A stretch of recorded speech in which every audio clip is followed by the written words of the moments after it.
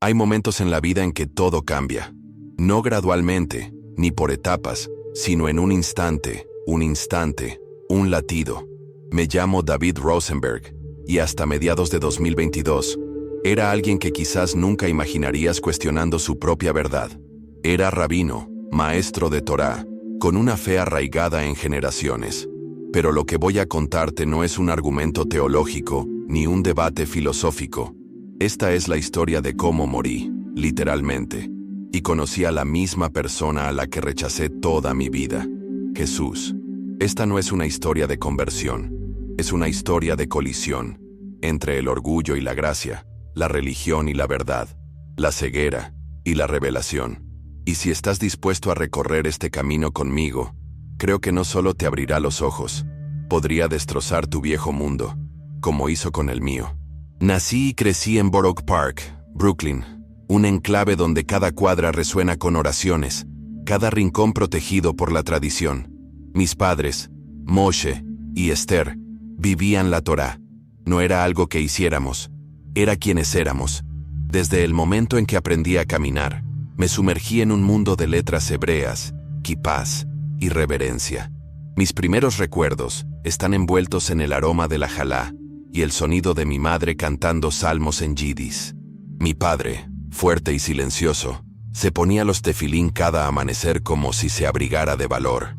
Nuestro mundo era estrecho pero profundo. No cuestionábamos, obedecíamos. Y durante la mayor parte de mi vida, me sentí orgulloso de ello. Me enorgullecía la firmeza con la que nos manteníamos firmes contra los vientos del mundo exterior. Desde muy joven, me dijeron que tenía un don. Memoricé páginas del Talmud antes de cumplir 13 años. Les ganaba en discusiones a estudiantes mayores por 15. Y para cuando cumplí 25, había obtenido la smicha, ordenación rabínica, más rápido que la mayoría. La gente me elogiaba, y aprendí a llevar su admiración como una armadura. Pero en mi interior, la anhelaba en secreto. No era la santidad lo que me impulsaba entonces, sino el orgullo disfrazado de rectitud. Me había forjado una imagen tan poderosa que no podía permitirme romperla, ni siquiera en privado. Llegué a ser conocido como el Rabino David, el hombre que hablaba con valentía contra los cristianos, el que cerraba los debates teológicos con precisión y vehemencia. Me hice enemigos de personas que nunca había conocido, solo porque su verdad no se parecía a la mía. Mi sinagoga era mi imperio. Lideré una vibrante comunidad ortodoxa donde mi palabra tenía el peso de las escrituras. Desde fuera, era reverenciada. Los hombres bajaban la mirada al pasar. Las mujeres asentían con deferencia.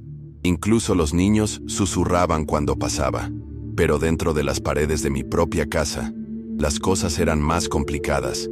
Mi hija, Lía, siguió la fe que le transmití. Pero mi hijo, Aaron, era diferente. Hacía preguntas difíciles. Quería saber por qué. Y yo no tenía tiempo para el por qué. Tenía respuestas. Y a las respuestas no les gustan las preguntas. Así que chocamos, una y otra vez.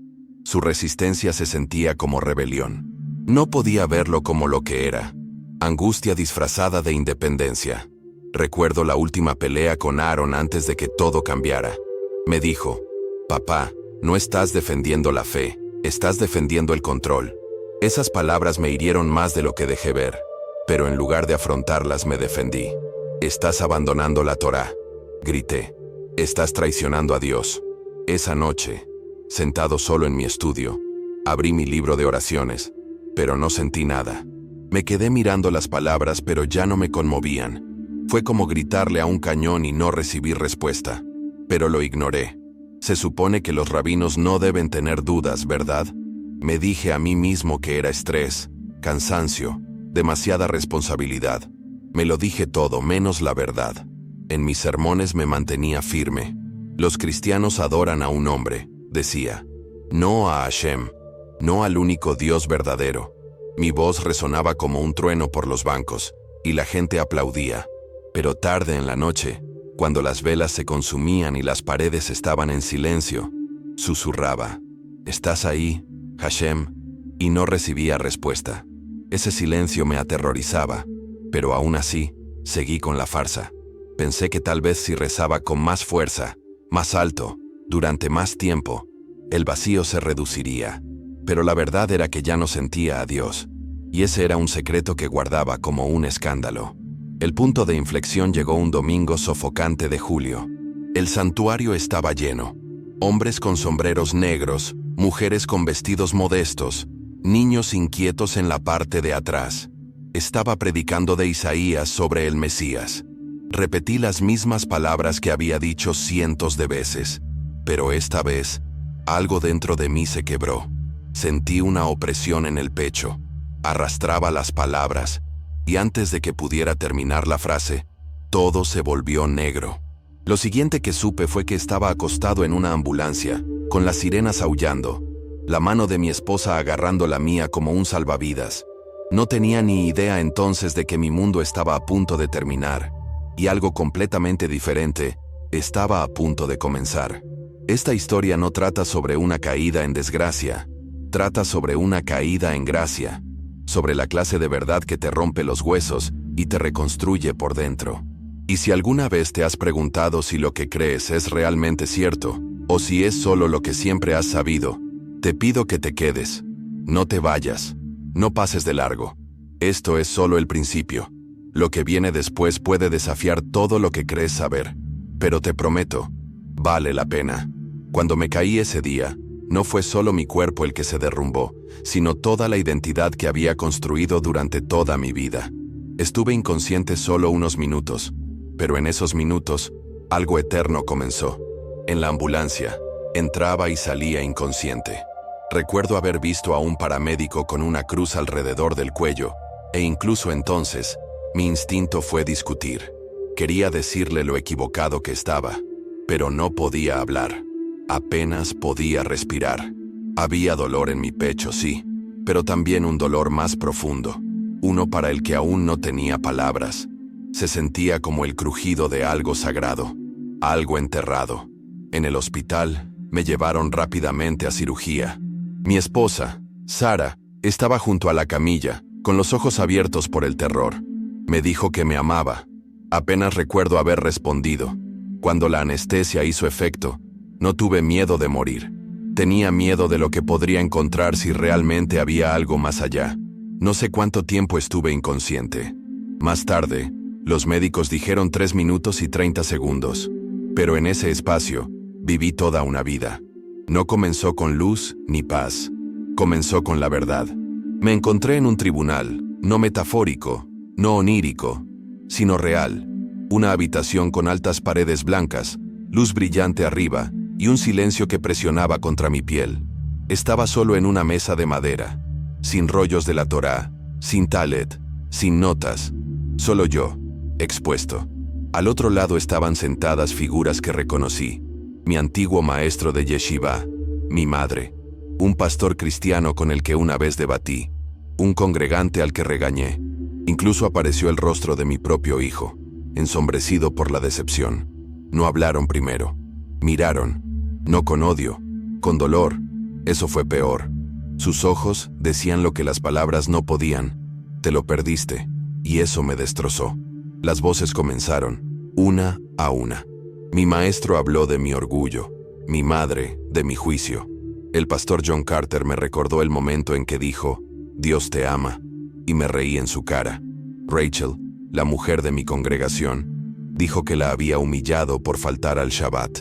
Eli, un amigo de la infancia que abandoné por volverse secular, dijo, ¿dónde estaba tu corazón? Cada palabra me impactó más fuerte que la anterior. Quería defenderme. Lo intenté. Alcé la voz y grité lo que creía. Hablé de la Torá, de la tradición, de proteger la fe. Pero incluso mientras las palabras salían, sonaban frágiles, ensayadas, como un niño recitando un guión en el que ya no creía. Mi voz resonó en el silencio. Y entonces, todo se detuvo. La sala contuvo la respiración. Y él entró. No necesitaba presentación. Lo sabía, lo sabía. Vestía de blanco. Sus manos tenían cicatrices. Su presencia no era contundente, sino abrumadora por su dulzura. No caminaba como un juez. Se movía como un hermano. Cuando habló, no fue un trueno. Fue el susurro que se oye en lo más profundo de los huesos. David, dijo. Solo mi nombre. Pero me rompió. Soy Jesús, el Hijo de Dios que negaste. Quería correr, discutir, gritar, pero no podía moverme. Solo logré. El Mesías no muere, no eres real. El Mesías trae paz. Eres una historia cristiana, no mi Dios. No se inmutó. Me miró como si supiera cada palabra que había dicho y aún me amara. Citó a Isaías. Habló de ser traspasado por nuestras transgresiones, de soportar el dolor, y recordé esas palabras, esos pergaminos. Los había enseñado, y nunca los había visto. Lo que pasó después, solo puedo describirlo como una colisión. Él levantó su mano, y lo vi. Una colina, una cruz, sangre. No era una imagen, era una realidad. Podía oírla, olerla, sentirla. Lo vi clavado, lo vi gritar, y supe que no se trataba de teología, se trataba de amor. Morí por ti, dijo, incluso cuando me odiabas. Esa palabra, odio, dolió, pero era verdad. No solo lo había rechazado, había enseñado a otros a rechazarlo. Me había burlado de él desde los púlpitos, había despreciado a sus seguidores, y sin embargo, allí estaba él, ofreciendo no ira sino perdón. Caí de rodillas en esa sala del tribunal y grité, me equivoqué, me burlé de ti, juzgué, no lo sabía. Se arrodilló a mi lado con la mano en mi hombro. Estás perdonado, sígueme. La sala del tribunal se desvaneció, y de repente, estábamos en un jardín. No era extravagante, era sencillo, césped verde, brisa suave. Me recordó a Brooklyn después de la lluvia. Él dijo, vuelve, diles que soy el Mesías, diles que los amo. Vi dos futuros, uno en el que volvía a la vida sin cambiar, donde seguía siendo un rabino, orgulloso pero vacío. El otro, donde lo seguía, lo perdía todo, pero lo ganaba. Tengo miedo, dije. Perderé a mi familia, mi comunidad, mi nombre. Sonrió. Me ganarás. Y soy suficiente. Ese fue el momento en que todo cambió. Fue entonces cuando dije que sí. No por confianza, sino por rendición. La luz creció. Sentí una atracción. Y desperté en el hospital. Abrí los ojos y vi máquinas que pitaban y una luz estéril. Sara estaba sentada a mi lado, susurrando salmos, con lágrimas corriendo por sus mejillas. Apenas podía hablar, pero las palabras llegaron. Sara, lo vi. Jesús, Él es el Mesías. Su reacción fue todo lo que temía. Confusión, miedo, resistencia. Estás cansada, dijo. No eres tú misma, pero yo era yo misma, tal vez por primera vez en mi vida. Intenté explicarlo, pero llegaron los médicos. Me dijeron que había entrado en línea plana, que mi corazón se había detenido durante más de 3 minutos, que me habían dado una descarga eléctrica para que volviera. No se suponía que estuviera aquí, pero lo estaba, y lo sabía. No estaba aquí por mí, estaba aquí por un mensaje que una vez había rechazado con cada respiración de mi cuerpo. Esas primeras noches de vuelta en mi cama de hospital fueron las más solitarias de mi vida. Las enfermeras iban y venían. Las máquinas pitaban rítmicamente, y yo miraba al techo susurrando, Jesús, ayúdame, ayúdala a ver, ayúdalos a ver. Leí el Nuevo Testamento, que me había dado un capellán. Sus palabras me resultaron extrañas, pero familiares, como volver a una casa en la que nunca había estado, pero que de alguna manera conocía. Leí Mateo, Romanos, Apocalipsis. No vi una religión, sino una relación. No una doctrina, sino una persona. Y lloré, oré, honestamente, por primera vez en años. No con tefilín, no de memoria, sino con el corazón. Jesús, enséñame a vivir para ti. La paz que sentí no rugió. Descansó, suave, quieta, pero inamovible. Y supe, no había vuelta atrás. Cuando me dieron de alta del hospital, el mundo parecía el mismo, pero ya no lo reconocía. Entré en nuestro apartamento de Brooklyn, y todo parecía suspendido en el tiempo. La mezuzá seguía en el marco de la puerta. Los candelabros de Shabbat de Sara permanecían intactos sobre la encimera. Mi estudio estaba lleno de comentarios de la Torá, textos hebreos, volúmenes rabínicos, libros que una vez veneré más que al aliento mismo, pero no podía abrirlos, no como antes. No habían cambiado, pero yo sí. Cada página ahora me recordaba lo que me había perdido. No sentía rabia hacia mi pasado, solo pena. Pena por el orgullo, por la ceguera, por lo cerca que siempre había estado de la verdad, y aún la extrañaba. Permanecí en esa habitación durante horas, simplemente respirando, soltándome, pidiéndole a Jesús que me mostrara cómo era la obediencia ahora. Me acerqué a mi rabino asistente, Ben. Era un buen hombre, leal, perspicaz, respetado en la comunidad. Nos reunimos con la junta de la sinagoga, 7 hombres que había liderado durante más de 2 décadas. Me miraron con confusión primero, luego con preocupación y finalmente con traición. Ben preguntó amablemente: «David, ¿es cierto? ¿Le estás hablando a la gente de Jesús?» No me inmuté. Había practicado las palabras cientos de veces en mi mente. Sí, lo vi. Él es el Mesías. No puedo negarlo. El silencio que siguió fue más denso que cualquier discusión. Luego se rompió. Estás abandonando a tu gente. Estás destruyendo tu legado. Estás engañado. No dije nada. Ya había estado en una sala de audiencias. Sabía la verdad. Firmé los papeles de renuncia en una pequeña oficina que olía a café viejo y lealtad pasada. Les entregué mi talet y me fui. La noticia se extendió como un reguero de pólvora por Borough Park. Mis amigos dejaron de devolver las llamadas. Las familias de la sinagoga cruzaban la calle al verme. Sara intentó mantenerse fuerte, pero se estaba desmoronando. Lloraba por las noches, aferrada al mismo libro de oraciones que había usado durante todo nuestro matrimonio. Lo hemos perdido todo, David.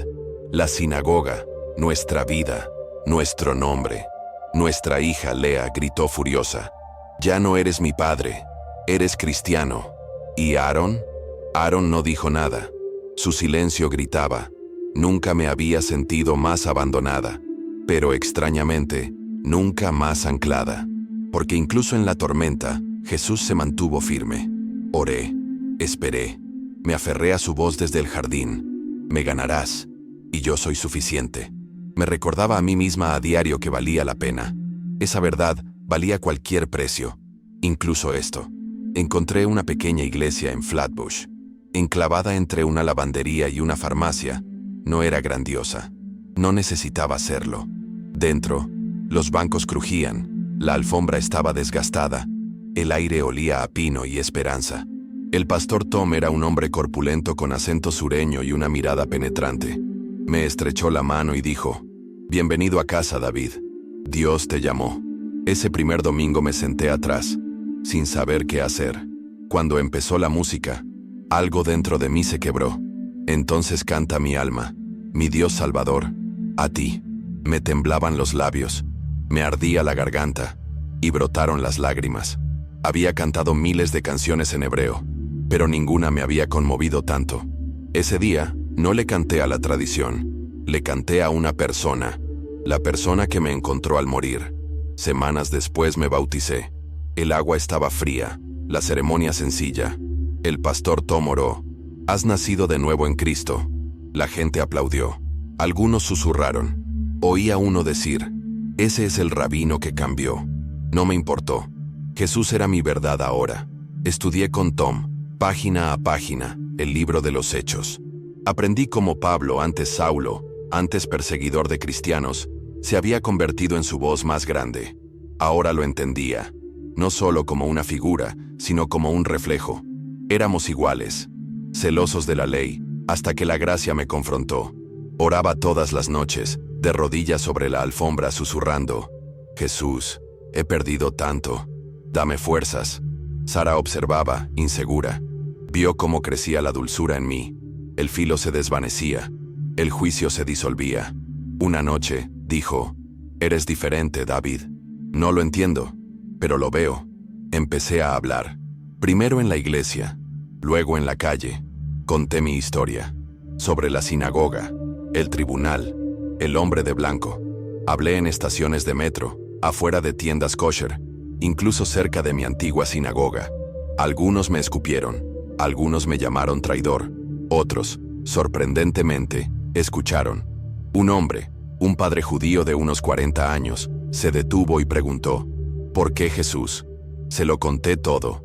Cité Isaías 53, Salmo 22 y Juan 3:16. Oramos bajo una farola. Lloró. Lo pensaré, dijo. Le di mi número y le susurré. Jesús, abre su corazón. Empecé un blog, un sitio web sencillo para compartir mi testimonio. En 2 meses, tenía más de 10,000 lectores. Judíos ortodoxos, cristianos curiosos, incluso ateos. La gente me enviaba correos electrónicos, hacía preguntas, me retaba, me agradecía. Un mensaje de una mujer llamada Miriam decía: soy ortodoxa, pero tu historia me hace dudar. Nos conocimos en un café. Llevaba un pañuelo en la cabeza y estaba sentada rígida. Hablamos durante horas. Ella escuchaba. No prediqué. Compartí. Le di un Nuevo Testamento y le dije: lee a Juan. No para convertirte. Por curiosidad. Pregúntale tú mismo. Lo tomó. Sigue enviándome correos electrónicos. Sigue buscando. Y sé que Jesús la está guiando, como me guió a mí. Mi vida ahora es pequeña, pero plena. Nuestro apartamento es modesto. Ahora llevo una cruz, no para provocar, sino para recordar. Sara a veces viene a la iglesia. Todavía no está allí, pero me toma la mano durante la oración. Dice: te amo. Lo estoy intentando. Eso es suficiente. No predico para demostrar nada. Comparto porque no puedo no compartir. Una vez que has muerto y has conocido la verdad, no vuelves al silencio. Hablas, vives, e invitas a otros a venir a verlo por sí mismos. Si has leído hasta aquí, quiero agradecerte, no solo por tu tiempo, sino por tu corazón. Quizás has estado lidiando con preguntas que nadie ve. Quizás te has parado tras una máscara de certeza, como yo, con miedo de que si la dejabas escapar, todo se derrumbara. O quizás siempre te has preguntado si realmente podría haber algo más allá de los rituales, de las reglas, de la religión. Estoy aquí para decirte que sí lo hay. Su nombre es Jesús. Y no es un mito. No es un Dios extranjero. Es el Mesías. Es real. Y te ama, incluso si has pasado toda tu vida rechazándolo, burlándote de él o huyendo de él. Lo sé, porque ese era yo. No necesitas morir para encontrar la verdad. No necesitas perderlo todo para ver con claridad. Yo lo hice, pero tú no tienes que hacerlo. Puedes empezar hoy, ahora mismo. Solo susurra su nombre. Pídele que se te muestre. No lo hagas por mí. Hazlo porque si Él es quien dice ser, ignorarlo es lo más peligroso que harás. Pero aceptarlo, ahí es donde comienza la vida. No la religión, no el desempeño. No las reglas, solo una relación con aquel que te creó, murió por ti y te llama por tu nombre. Si esta historia te conmovió, no la ignores. Síguela. Deja que te lleve más profundamente. Abre una Biblia. Empieza con el Evangelio de Juan. No leas para analizar, lee para encontrar. Y si sentiste una llamada en el corazón mientras hablaba, no era solo emoción. Era Jesús llamando a tu puerta. No necesitas tener todas las respuestas para abrir la puerta. Solo la valentía de decir que sí. Y si te preguntas qué sigue, quiero recorrer ese camino contigo. No estás solo. Ya no. Suscríbete a este canal. No por mí, por ti, por la verdad, por la oportunidad de escuchar más historias, más mensajes, más momentos que te hablen al corazón como este. Y sigue a Jesús. Porque nada más, ni la tradición, ni el éxito, ni la reputación, llenará tu alma como Él. Y una vez que lo hayas visto, realmente lo hayas visto, no querrás nada más. Si tienes dificultades, comenta abajo, los leo, oro por ellos. No tienes que tener las palabras adecuadas, solo sé honesto. Si tienes preguntas, envíalas. Si necesitas que alguien te acompañe en oración, aquí estoy. Esto no es una plataforma. Es una familia, es un movimiento de personas que han sido encontradas y quieren ayudar a otros a encontrar también el camino a casa. Y si ya le has entregado tu vida a Jesús, comparte este video. Hay personas en tu vida que creen estar demasiado perdidas, ser demasiado religiosas, demasiado orgullosas, demasiado perdidas. Necesitan saber que Jesús llega incluso a los corazones más duros, a las sinagogas, a los hospitales, y a las visiones en los tribunales. Él me encontró. Él también los encontrará, pero alguien necesita decírselo. Quizás ese alguien seas tú. Gracias por escuchar mi historia, por permitirme ser sincero, por permitirme ser humano.